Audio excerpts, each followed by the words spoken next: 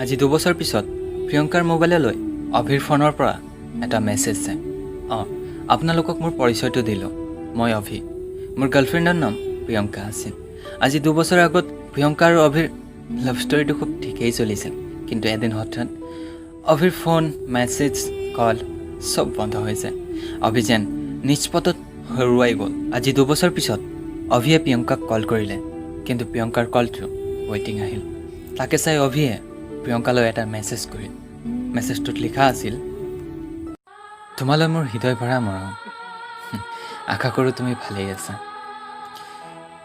আজি হয়তো তুমি অন্য কাৰোবাৰ সৈতে সপোন সজাবলৈ খুবেই ব্যস্ত, কিন্তু তোমাক জনাই দিওঁ, সপোনবোৰ এনেদৰে চাবা যি বাস্তৱ ৰূপ পায়। মোৰ নিচিনা যাতে অবাস্তৱ হৈ নৰয়। আজিৰ পৰা ঠিক 2 বছৰ আগৰ কথা। তোমাৰ লগত লগ কৰি উভতি অহা টাইমত মোৰ বাইকৰ পৰা এক্সিডেণ্ট হয় আৰু মই বহুত বেয়াকৈ দুখ পাওঁ।